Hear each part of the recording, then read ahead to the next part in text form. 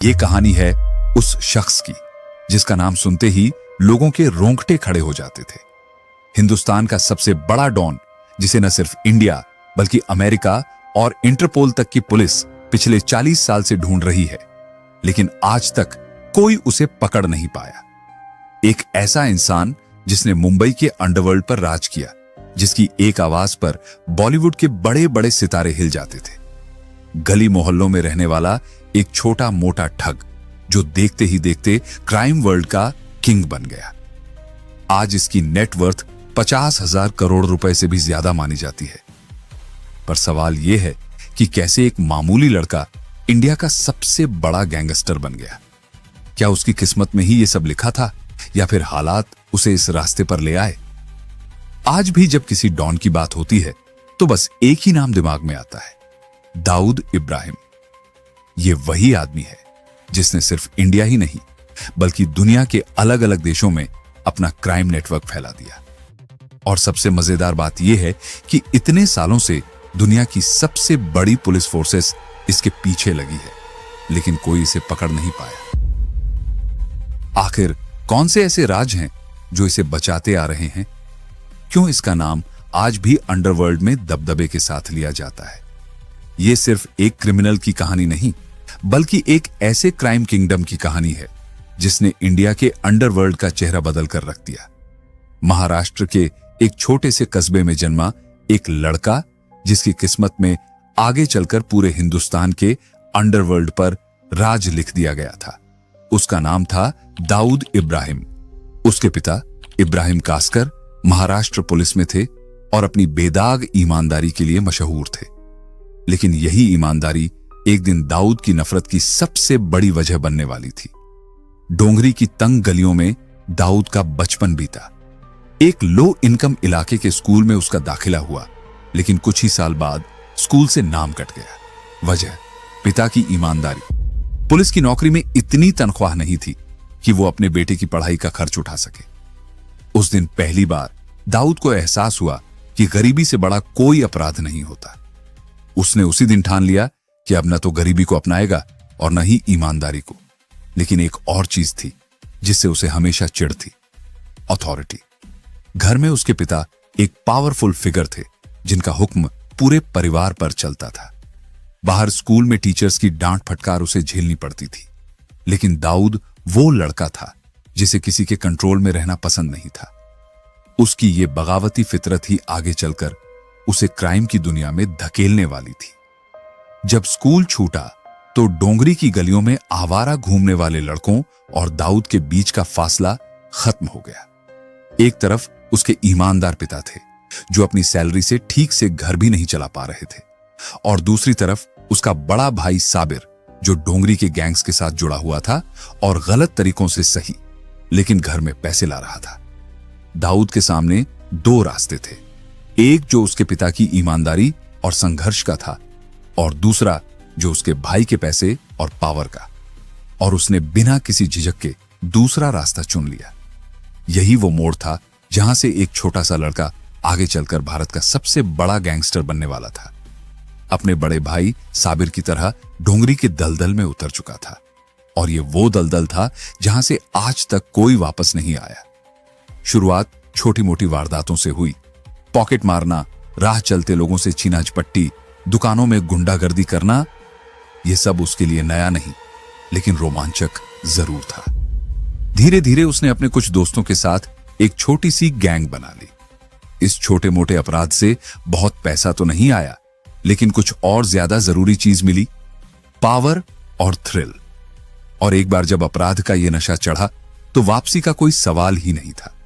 शायद उस वक्त किसी को अंदाजा भी नहीं था कि यही छोटा सा गुंडा आगे चलकर पूरे हिंदुस्तान के लिए सबसे बड़ी मुसीबत बनने वाला है। खुद दाऊद को भी नहीं। उस वक्त की मुंबई पर भले ही सरकारों का राज था, लेकिन असली कंट्रोल वहां के गैंग्स के हाथों में था। यह वो दौर था जब देश अपने पैरों पर खड़ा होने की कोशिश कर रहा था, लेकिन इकोनॉमी अभी भी मजबूत नहीं थी। इंपोर्ट पर भारी पाबंदियां थीं। टेक्सटाइल, घड़ियां, इलेक्ट्रॉनिक्स और सबसे ज्यादा सोना। अमीरों को बाहर की महंगी चीजों का शौक तो था, लेकिन सरकार की पॉलिसी के चलते यह सामान आसानी से मिल नहीं सकता था। जहां जरूरत होती है वहां एक अवैध रास्ता खुद ब खुद बन जाता है। मुंबई एक बड़ा पोर्ट सिटी थी। हर दिन यहां सैकड़ों जहाज आते जाते थे और कुछ चालाक दिमागों ने इस मौके को पकड़ लिया। विदेशों से इल्लीगल सामान लाया जाने लगा। चोरी छिपे जहाजों से माल ऑफलोड होता और फिर उसे ब्लैक मार्केट में बेचा जाता। यह स्मगलिंग का खेल इतना बड़ा था कि इसमें न जाने कितनी छोटी बड़ी मछलियां आराम से तैर रही थी। और जल्द ही इस ब्लैक मार्केट का सबसे बड़ा खिलाड़ी बनने के लिए एक नाम तैयार हो रहा था, दाऊद इब्राहिम। उस वक्त मुंबई में कई डॉन थे। हर किसी का अपना इलाका, अपनी हुकूमत और अपना तरीका था, लेकिन 3 नाम सबसे ऊपर थे, हाजी मस्तान, करीम लाला और वर्धराजन मुदलियार। ये तीनों स्मगलिंग से लेकर हफ्ता वसूली तक हर धंधे में गहरी पकड़ रखते थे। एक दूसरे से लड़ते, खून बहाते, लेकिन धीरे धीरे एक अनकहा समझौता बना लिया। मुंबई को बांट लिया गया। हर किसी को अपना इलाका मिल गया, अपना धंधा मिल गया और बेकार की लड़ाइयां खत्म हो गईं। 70 के दशक की शुरुआत में डोंगरी पर करीम लाला के पठानों का दबदबा था, लेकिन उनकी असली कमाई स्मगलिंग से नहीं, हफ्ता वसूली और ब्लैक मार्केटिंग से होती थी। डोंगरी उनके नाम से कांपता था, लेकिन फिर वही गलियों में एक नया नाम उभरने लगा। एक दुबला पतला मगर जिद्दी लड़का जो अपनी अलग दुनिया बसाना चाहता था, दाऊद। उसका बढ़ता कद देख करीम लाला को गुस्सा आया। उसने अपने पठानों को इशारा किया और अगले ही दिन दाऊद के 2 खास लड़कों अबूबकर और एजाज को बीच सड़क पर बुरी तरह पीटा गया। यह सीधा दाऊद की ईगो पर वार था। अगर मैं झुका तो पूरी मुंबई मुझे कमजोर समझेगी। दाऊद के दिमाग में सिर्फ एक ही चीज थी, बदला। अब वो मुंबई के सबसे बड़े डॉन से टकराने के लिए तैयार था और उसकी पहली लड़ाई हाजी मस्तान उर्फ सुल्तान मिर्जा से होने वाली थी। दिसंबर 1974। दाऊद अब डोंगरी की छोटी सी दुनिया से बाहर निकलने वाला था। अबूबकर और एजाज की पिटाई के बाद उसका खून खौल रहा था। वो बदला लेना चाहता था। तभी उसे खबर मिलती है हाजी मस्तान के करीब 5 लाख रुपए एक जगह से ट्रांसफर होकर उसके घर जाने वाले हैं। अगर सच में अंडरवर्ल्ड में कुछ बनना है तो सबसे बड़े पर वार करना पड़ेगा। दाऊद ने ठान लिया था, ये पैसे लूटने हैं। अपने सबसे तेज और भरोसेमंद लड़कों को चुना। सब ने अपनी बाइक्स और गाड़ियां तैयार की, हथियार संभाले और निकल पड़े। जैसे ही पैसे का ट्रांसफर हुआ, बीच रास्ते में दाऊद और उसके लड़कों ने धावा बोल दिया। कुछ ही मिनटों में पूरी रकम उनके हाथ में थी। दाऊद के चेहरे पर एक विजयी मुस्कान थी। अब हाजी मस्तान को समझ आएगा कि दाऊद कौन है। लेकिन यह खुशी ज्यादा देर टिकने वाली नहीं थी। अगली सुबह जो खबर आई, उसने दाऊद और उसके गैंग के होश उड़ा दिए। ये पैसे हाजी मस्तान के थे ही नहीं। दरअसल जिस टिप ऑफ पर उसने भरोसा किया था वो गलत थी। यह पैसा किसी बैंक का था जो ट्रांसफर किया जा रहा था। क्राइम की दुनिया में ब्लैक मनी लूटना एक बात थी, लेकिन किसी बैंक के पैसे लूटना, यह तो सीधा पुलिस से दुश्मनी मोल लेने जैसा था। मामला पुलिस तक पहुंचा, क्राइम ब्रांच एक्टिव हो गई और इस केस को सुलझाने की जिम्मेदारी जिस टीम को मिली उसमें एक नाम था जिससे दाऊद सबसे ज्यादा डरता था, इब्राहिम कास्कर, उसका अपना पिता। जब इब्राहिम कास्कर को पता चला कि इस डकैती में उसका छोटा बेटा भी शामिल है, तो वो खुद दाऊद को ढूंढकर घर ले आए। दरवाजा बंद हुआ और फिर घर के अंदर बस बेल्ट की आवाजें गूंजती रही। इतनी मेहनत से नाम कमाया और तू हमें बर्बाद करेगा। बेल्ट उठती गिरती फिर उठती। दाऊद अधमरा पड़ा था, लेकिन उसकी आंखों में दर्द से ज्यादा गुस्सा था। वो जान चुका था कि अगर उसे इस दुनिया में टिकना है तो अपने ही तरीकों से खेलना पड़ेगा। ईमानदारी जो खून से भी बढ़कर थी। इब्राहिम कास्कर के लिए उनकी सच्चाई ही सबसे बड़ी दौलत थी और यही सच्चाई जिसने दाऊद को बेल्टों से पीट पीट कर अधमरा कर दिया था, अब उसे लेकर जा रही थी थाने के अंदर। इंस्पेक्टर साहब, मेरा बेटा गलत रास्ते पर चल पड़ा है, सजा दीजिए इसे। पिता ने अपने ही बेटे को पुलिस के हवाले कर दिया, लेकिन किस्मत के खेल अजीब होते हैं। दाऊद के लिए यही ईमानदारी जो उसे जेल तक पहुंचा सकती थी, अब उसकी ढाल बनने वाली थी। कुछ लोग कहते हैं कि पुलिस के सामने दाऊद ने कबूल किया, यह सब उसने पठान गैंग से बदला लेने के लिए किया था। केस तो दर्ज हुआ, पर फिर सामने आया एक ऑफर पठानों को साफ करने में मदद करेगा और दाऊद के चेहरे पर एक हल्की मुस्कान आ गई। यही तो करना चाहता हूं, यहीं से मुंबई के गैंग वॉर का एक नया सिलसिला शुरू हुआ। 1980 के दशक की शुरुआत में हाजी मस्तान रिटायर हो चुके थे। शहर पर हुकूमत करने के लिए अब जिसमें जितना दम था वो खेल में उतरा पड़ा था। अलग अलग इलाकों में अलग अलग गैंग्स, कोई भी सेफ नहीं था। गैंग्स एक दूसरे को मारकर सफाई कर रहे थे। इसी गैंग वॉर में एक ऐसा दिन भी आया जब दाऊद ने अपने ही बड़े भाई की लाश देखी। वही भाई जिसने उसे इस दुनिया में उतारा था, और शक गया करीम लाला के पठानों पर। अब बदला तो लेना ही था हर हाल में। लेकिन दाऊद सिर्फ बदले की आग में नहीं जल रहा था। उसका खेल अब दो अलग अलग दिशाओं में बढ़ रहा था। पहला, बाकी बचे गैंग्स को खत्म करना। दूसरा, स्मगलिंग के रास्तों को पूरी तरह अपने काबू में लेना।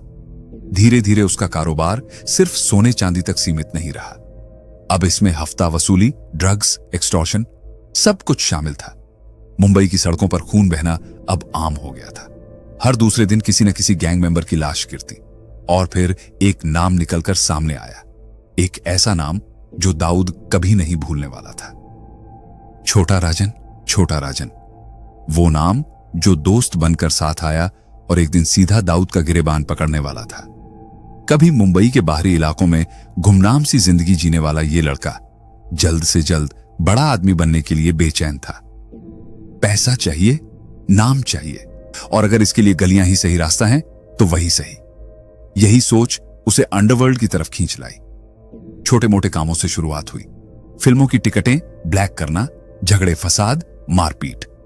लेकिन असली मोड़ तब आया जब उसकी मुलाकात बड़े राजन से हुई। बड़े राजन, वो आदमी जिसका हर बड़ा डॉन से सीधा कनेक्शन था। छोटा राजन और बड़ा राजन एक दूसरे के सबसे करीब हो गए। दोनों ने मिलकर काम करना शुरू किया। लेकिन मुंबई का अंडरवर्ल्ड दोस्ती से ज्यादा दुश्मनी की जमीन थी।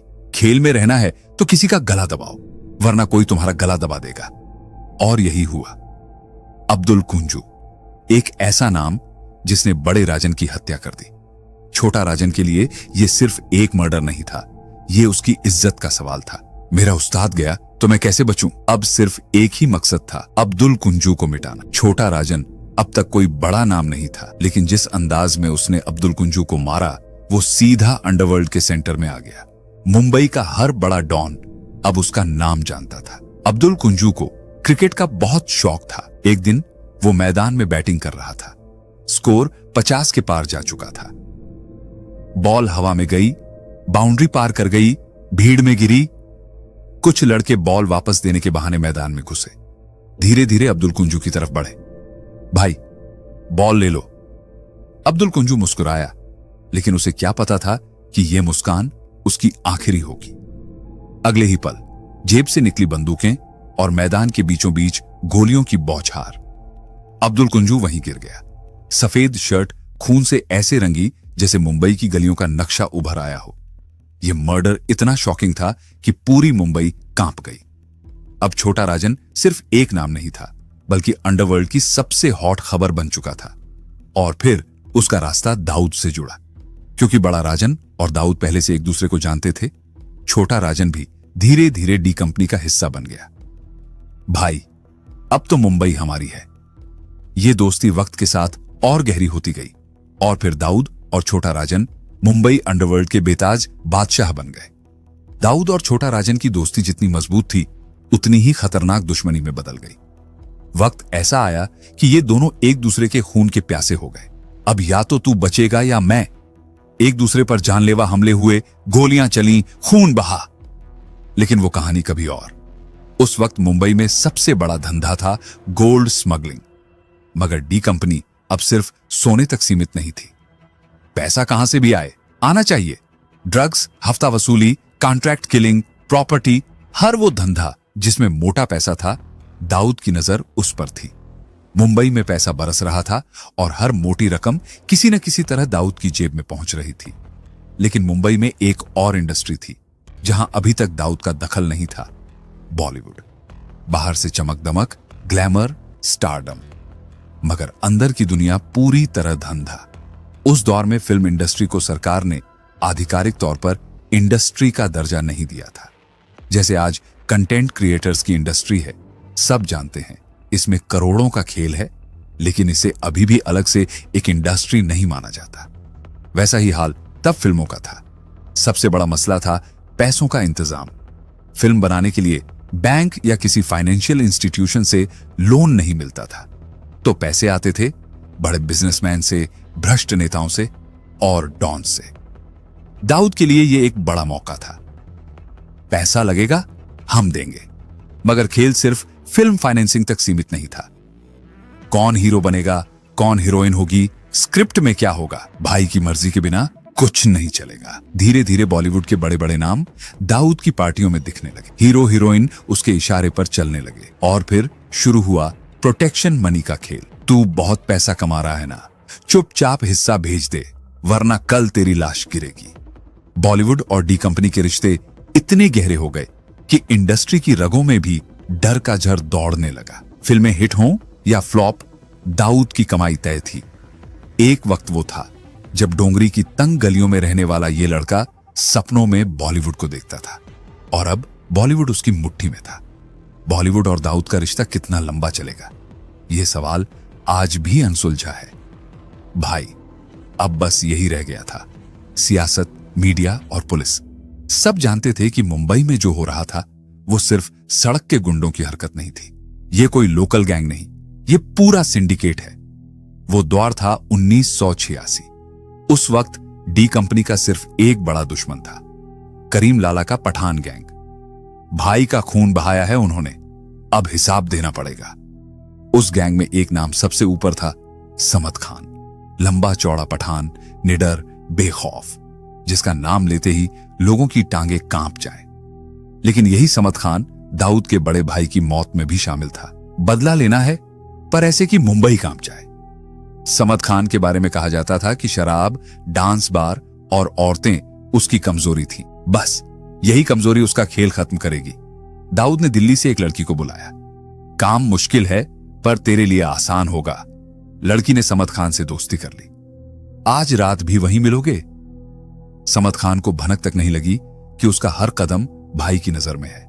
एक रात लड़की ने समद खान की पूरी जानकारी दाऊद तक पहुंचा दी। अब खेल खत्म। दोपहर का वक्त, मुंबई की एक बिजी मार्केट। समद खान अपनी गाड़ी में बैठा था। आईने में अपनी शक्ल देख ही रहा था कि ढड़ ढड़ ढड़ ढड़ चारों तरफ अफरा तफरी मच गई। गाड़ी के शीशे टूटे, खून बिखर गया। दाऊद का बदला पूरा हो चुका था, लेकिन सिर्फ बदला नहीं, ये पूरी मुंबई के लिए एक मैसेज था। भाई से टकराने का अंजाम। जो भी दुश्मन बनेगा वो ऐसे ही मरेगा। पर डर सिर्फ एक तरफा नहीं होता। पुलिस एक्शन में आ गई है, राजनीतिक दबाव बढ़ रहा है, गैंग वॉर छिड़ सकती है। अब क्या करेगा दाऊद? भागना पड़ेगा। और फिर दाऊद ने हिंदुस्तान छोड़ दिया। अब खेल मुंबई में नहीं, दुबई में होगा। अब भाई वापस नहीं आएगा। 1986 वो आखिरी साल था जब India's most wanted criminal Dawood Ibrahim Hindustan की जमीन पर था। मुंबई में उसका साम्राज्य खड़ा हो चुका था। धंधे सेठ हैं, पैसा आ रहा है।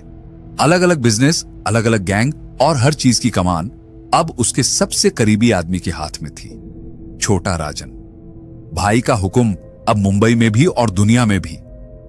जान बचाकर वो दुबई पहुंचा। रेगिस्तान है, पर पैसा बरसता है। दाऊद के लिए यह सिर्फ एक नई जगह नहीं, बल्कि नए दरवाजे खोलने का मौका था। ड्रग्स, हथियारों की तस्करी, नकली करेंसी, सब कुछ अब इंटरनेशनल होगा। लेकिन वो कुछ यूएई तेजी से बदल रहा था, और इस ग्रोथ में एक बड़ा फैक्टर बन रहा था, क्रिकेट। सट्टा यहां सोने की खान है। क्रिकेट पर लोग जान लुटाने को तैयार थे, और बेटिंग का धंधा गर्म था। यहां असली खेल मैच के अंदर नहीं, बाहर होता है। दाऊद ने सट्टे के खेल में अपनी पैठ बना ली। पर पैसा सिर्फ बेटिंग से नहीं आएगा। असल कमाई तो तभी होगी जब खेल अपने हिसाब से खेला जाए। कौन जीतेगा, कौन हारेगा, सब भाई तय करेगा। होटल के कमरे, ड्रेसिंग रूम, खिलाड़ी, सब भाई की नजर में थे। धीरे धीरे मैच फिक्सिंग के काले धंधे ने क्रिकेट को घेर लिया। खिलाड़ी बिकने लगे, करियर बर्बाद होने लगे। लोग कहते हैं कि दाऊद के लिए यह धंधा अब अरबों डॉलर का हो चुका था। आज भी बड़े टूर्नामेंट में भाई का असर दिखता है, पर अब वक्त आगे बढ़ रहा था। 1980 का दशक खत्म होने को था। भाई का खेल अब सिर्फ मुंबई तक नहीं, पूरी दुनिया तक पहुंच चुका था। दाऊद इब्राहिम की जिंदगी में एक तूफान आने वाला था। अगर आपको लगता है कि अब तक जो हुआ वही सबसे बुरा था, तो कहानी अभी बाकी है। हालात ऐसे बनने लगे थे कि पूरा खेल पलट सकता था। दाऊद और छोटा राजन की दोस्ती अब खतरे में थी। दोनों मिलकर पूरे अंडरवर्ल्ड पर राज कर रहे थे, लेकिन यही चीज कई लोगों को चुभ रही थी।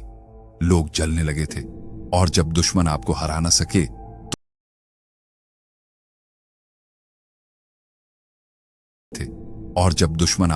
सके तो वो आपके कान भरने लगते हैं। आपने उसे बहुत पावर दे दी है, वो आपके खिलाफ जा सकता है। कल को वो आपका सबसे बड़ा दुश्मन बन जाएगा। ऐसी ही बातें दाऊद के इर्द गिर्द गूंजने लगी। जब कोई शख्स सत्ता के शिखर पर होता है तो उसका सबसे बड़ा डर यही होता है, गद्दारी। और दाऊद भी इसी डर का शिकार हो गया। अब वो छोटा राजन से धीरे धीरे दूरी बनाने लगा। जहां पहले राजन हर बड़े फैसले में शामिल होता था, अब उसे नजरअंदाज किया जाने लगा। दाऊद के नए लोग उसके आसपास मंडराने लगे और छोटा राजन दुबई गैंग में अलग थलग पड़ता चला गया। 1990 का दौर था। पूरा देश सांप्रदायिक आग में जल रहा था। मुंबई के अंडरवर्ल्ड में भी इसका असर दिखने लगा। पहले जो लोग एक दूसरे के लिए जान तक देने को तैयार थे, अब वो धर्म के नाम पर बंटने लगे। अरुण गवली जैसे गैंगस्टर्स पर जब एक्शन होता तो लोग कहने लगे, हमारे लोगों को मारा जा रहा है। अब अंडरवर्ल्ड को धर्म के चश्मे से देखा जाने लगा। इसी माहौल में छोटा राजन और दाऊद के रास्ते पूरी तरह अलग हो गए। राजन पीछे छूटता गया और दाऊद अपने नए भाइयों के साथ आगे बढ़ता गया। लेकिन इसी दौरान डी कंपनी के भीतर एक और चीज पक रही थी, बदले की आग। 6 दिसंबर 1992 बाबरी मस्जिद गिरा दी गई। पूरे देश में हिंसा भड़क उठी। मुंबई में हालात इतने खराब हो गए कि जो लोग दशकों से साथ रहते आए थे, वो एक दूसरे की जान के दुश्मन बन गए। इन्हीं दंगों के बीच डी कंपनी के कुछ लोगों का नजरिया बदलने लगा। जो अब तक सिर्फ पैसे के लिए काम करते थे, अब धर्म के रक्षक बनने लगे। सबसे आगे थे टाइगर मेमन और याकूब मेमन, और यहीं से शुरू हुआ दाऊद के खौफ का सबसे खतरनाक दौर। 1993 के मुंबई ब्लास्ट।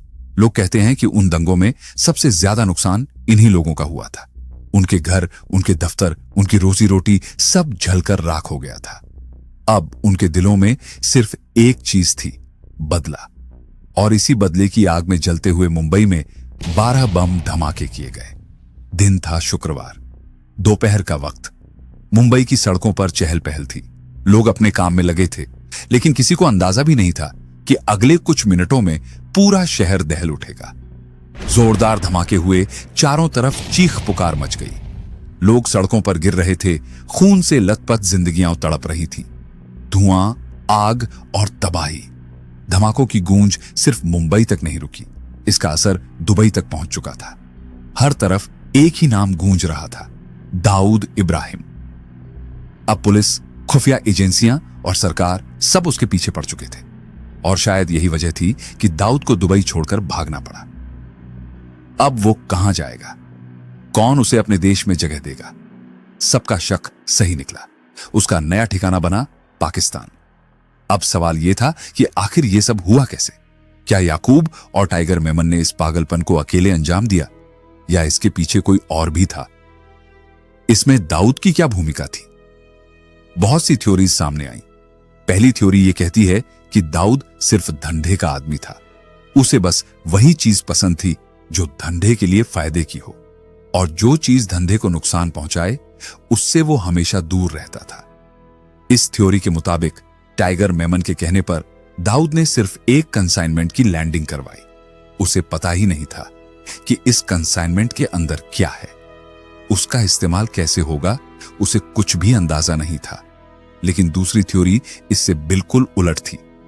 दाऊद सिर्फ कंसाइनमेंट लैंड नहीं करा रहा था, वो पूरी साजिश का हिस्सा था। यह दावा एक ऐसे आरोपी ने किया जिसने टाडा कोर्ट में अपना बयान दिया था। उसने कहा कि वो दुबई में दाऊद से मिला था। उसने पहले तस्वीरों में दाऊद को देखा था, इसलिए पहचानने में कोई दिक्कत नहीं हुई। और फिर दाऊद ने उससे खुद कहा, भाई, जो भी लाने को कह रहे हैं, जो भी लैंडिंग कराने को कह रहे हैं, इनकी मदद करो, हमें बदला लेना है। तो क्या सच में दाऊद इस साजिश में शामिल था, या फिर वो सिर्फ एक धंधेबाजत था जो गलती से इसमें फंस गया? सवाल बहुत है, लेकिन जवाब शायद कभी नहीं मिलेंगे। लेकिन एक और मजबूत थ्योरी यह भी कहती है कि दाऊद और उसके लोग भी बाबरी मस्जिद के गिरने और उसके बाद हुए दंगों से पूरी तरह से कट्टरपंथी बन चुके थे। धीरे धीरे उनके तार पाकिस्तान की आईएसआई से जुड़ गए और जब उसने यूएई छोड़कर पाकिस्तान में अपना ठिकाना बनाया तो वहां उसका नेटवर्क और भी खतरनाक हो गया। अब वो सिर्फ अंडरवर्ल्ड डॉन नहीं था, बल्कि आतंकवाद से भी जुड़ चुका था। अल-कायदा, लश्कर ए तैयबा जैसे आतंकी संगठनों से उसके संबंध की बातें सामने आने लगी और फिर इंटेलिजेंस रिपोर्ट्स ने दावा किया कि अब दाऊद का खेल सिर्फ हवाला, नकली नोट, हथियारों की डीलिंग और ड्रग्स तक सीमित नहीं था। वो अब सीधे आतंकवाद को एक्सपोर्ट करने लगा था। भारतीय और रूसी इंटेलिजेंस एजेंसियों के मुताबिक 26/11 के मुंबई हमलों में भी दाऊद का हाथ था। रिपोर्ट्स बताती हैं कि उन आतंकियों को सपोर्ट, लॉजिस्टिक्स और फंडिंग दाऊद इब्राहिम ने ही दी थी और यही वजह थी कि अब यूएस, यूके और इंटरपोल भी उसकी तलाश में जुट गए। अमेरिका की रिपोर्ट्स तो ये तक कहती हैं कि दाऊद के कनेक्शन ओसामा बिन लादेन तक थे। वो दुनिया के मोस्ट वांटेड फ्यूजिटिव्स की लिस्ट में टॉप पर था। लेकिन फिर भी इतने सालों बाद भी वो खुला घूम रहा है। अब एक सवाल यह भी उठता है, क्या आपको यकीन होगा कि कभी दाऊद इब्राहिम ने खुद को भारत सरकार के सामने सरेंडर करने की पेशकश की थी? सच, दाऊद खुद सरेंडर करना चाहता था। हां, कुछ रिपोर्ट्स के मुताबिक 1993 के मुंबई ब्लास्ट के बाद दाऊद ने भारत के कुछ सीनियर वकीलों से संपर्क किया और कहा कि वो सरेंडर करने को तैयार है, लेकिन उसकी कुछ शर्तें थीं। पहली, उसे मुंबई की आर्थर रोड जेल में नहीं रखा जाएगा, उसे अपनी जान का खतरा था। दूसरी, पुलिस उसे टॉर्चर नहीं करेगी, कोई 3rd डिग्री ट्रीटमेंट नहीं होगा। तीसरी, उस पर मुंबई ब्लास्ट का केस नहीं चलेगा क्योंकि उसका दावा था कि मुझे इस ब्लास्ट से कोई लेना देना नहीं।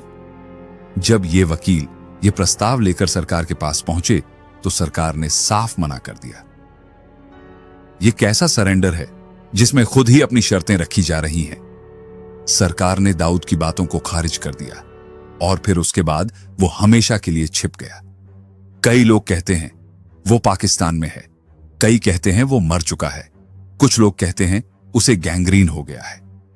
लेकिन सच क्या है? क्या दाऊद अब भी जिंदा है या फिर वो एक ऐसा भूत बन चुका है जो हमेशा के लिए अंडरवर्ल्ड के अंधेरे में खो गया? लेकिन एक थ्योरी यह भी कहती है कि दाऊद का सरेंडर इसीलिए ठुकरा दिया गया क्योंकि अगर वो भारत आता तो उसके मुंह से ऐसे नाम निकल सकते थे जो न सिर्फ अंडरवर्ल्ड बल्कि राजनीति और ब्यूरोक्रेसी तक हिला सकते थे। उसकी जुबान खुलती तो न जाने कितने बड़े बड़े लोग बेनकाब हो सकते थे और यही वजह थी कि उसे कभी भी सरेंडर करने का मौका नहीं दिया गया। सोचिए, ओसामा बिन लादेन को अमेरिका पाकिस्तान में घुसकर गोली मार देता है। पाब्लो एस्कोबार को कोलंबियन पुलिस ढेर कर देती है। आयमान अल जवाहिरी को ड्रोन हमले में उड़ा दिया जाता है। लेकिन दाऊद इब्राहिम, आखिर ऐसा क्या है कि वो इतने सालों से खुला घूम रहा है? दाऊद इब्राहिम एक पहेली क्यों बना हुआ है?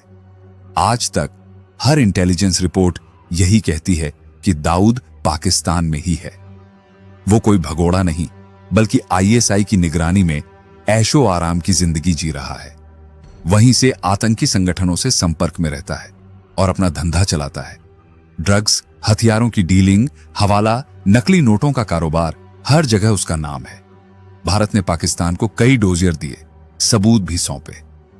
दाऊद को हमें सौंपो, लेकिन पाकिस्तान हर बार वही पुराना हमें नहीं पता वाला खेल खेलता रहा। हालांकि एक रिपोर्ट लीक हुई थी जिसमें पाकिस्तान की एजेंसियों ने खुद माना था कि दाऊद कराची में रह रहा है, लेकिन जब यह रिपोर्ट बाहर आई तो पाकिस्तान ने उससे पल्ला झाड़ लिया।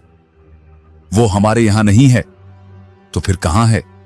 कई अफवाहें हैं कि उसके पास अलग अलग नामों से कई पासपोर्ट हैं। वो आराम से अलग अलग देशों में सफर करता है और कोई उसे रोक नहीं पाता। लेकिन सवाल यह नहीं है कि वो कहां है, सवाल यह है कि अब तक वो बचा कैसे हुआ है। 40 साल से ज्यादा हो गए उसके जुर्म करते, लेकिन अब तक उसे कोई पकड़ नहीं पाया। उसकी शुरुआत छोटी थी, लेकिन आज उसका साम्राज्य अरबों में है। दुबई से लेकर पाकिस्तान, अफ्रीका से लेकर यूरोप तक हर जगह उसके धंधे फैले हुए हैं। लेकिन इस सारी दौलत और ऐशो आराम से बड़ा सवाल यह है, कब तक वो कानून से बचता रहेगा?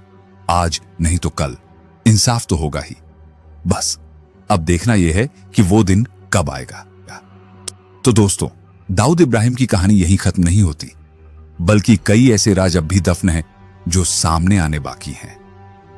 क्या वो कभी पकड़ा जाएगा, या फिर हमेशा की तरह सिस्टम उसे बचाता रहेगा?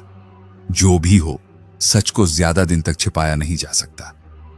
आज नहीं तो कल इंसाफ होगा ही।